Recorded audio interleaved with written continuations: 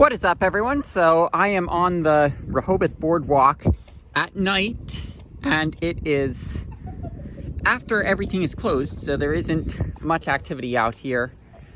I did notice there's an acai bowl place here, so I'm sad that I, didn't try it. I mean, I might have to come up to Rehobeth tomorrow before I go home to Hershey, and that does feel weird to say, but awesome at the same time to say going home to Hershey.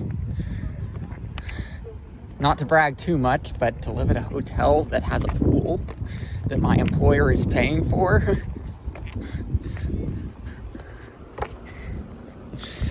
I know, I shouldn't brag too much about it.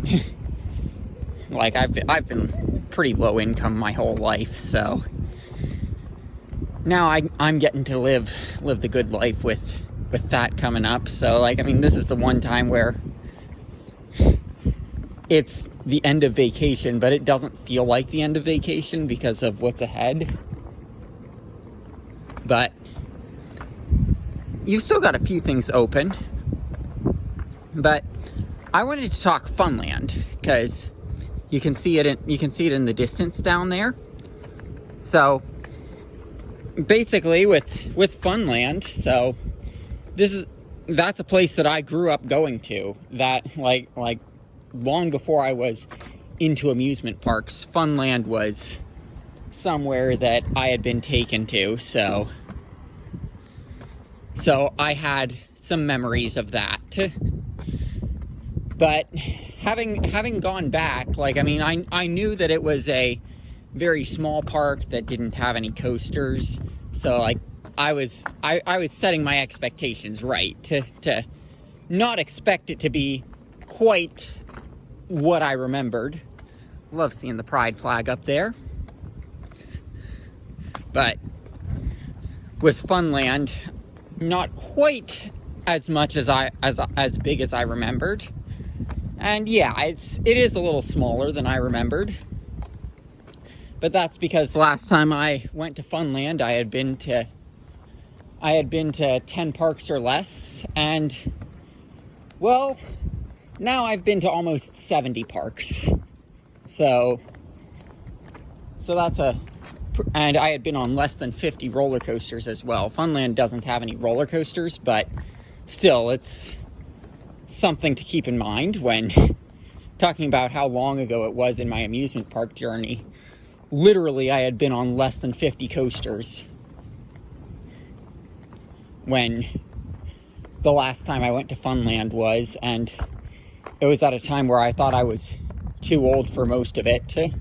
So, before I got back to the point of, hey, I appreciate the history of this sort of thing. So yeah, their Haunted Mansion, which I believe you can see the lights on in up there, is awesome. Severely underrated dark ride. I forgot how good that thing was. I had actually only been on that thing once, so that's one thing that's not going to be colored by rosy colored nostalgia goggles.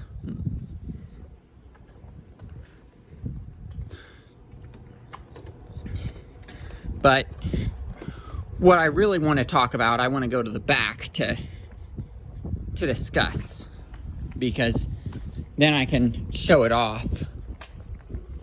So, I was obviously thinking, well, here, where would they put a coaster? How can they fit one in? And I did think of the perfect way to do it. So I'll show you with the back end here. Doesn't it feel weird to be walking through a beach town and not see anyone like this?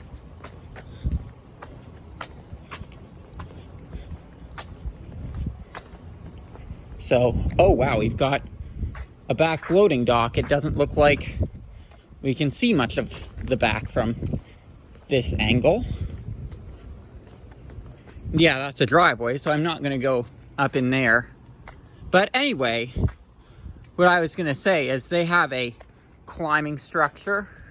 Not sure if you can see it through this crack, but oh yeah, you can see it.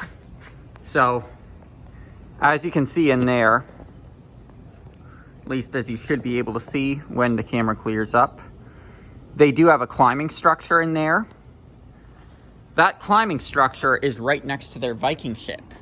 So what I'm thinking is rotate the Viking ship to be in between their inverting flat ride and the paratrooper, and use that entire back area for something like gale force.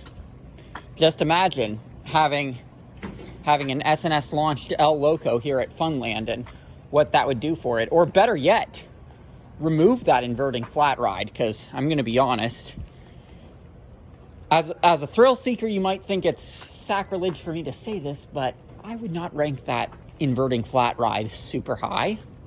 So better yet, remove that inverting flat ride and put in a coaster in that spot, the current spot of the Viking ship, and the spot of that climbing gym. You're starting to see how you could fit a pretty solid coaster in that spot. So if anyone from Funland is watching, please consider it. I mean, if you want to appeal to families, get a family gravity group coaster. Like, I mean, that would be an awesome fit here, because that would appeal to your family's demographic. And also, it would appeal to coaster enthusiasts. Get us out here. Get it so that more people know about stuff like your Haunted Mansion Dark Ride, which is severely underrated, I'm just going to say, because that thing is in the same league as the Knobel's Haunted Mansion, which a lot of people talk about. So I mean, you want to do something like that that's going to get you publicity with the enthusiast crowd, because then we post it on YouTube. That's free publicity for you. So someone from Funland is watching this. Like, please take this into account and tear out that climbing area, put in a roller coaster. So, like, I mean, I'd love to see a park that I've got a lot of nostalgia for get a roller coaster. Of course, that's something that I would be jumping for joy for, to see a place like this get a roller coaster. But also, I just think it would be a good fit, and it would make it so that more people come here.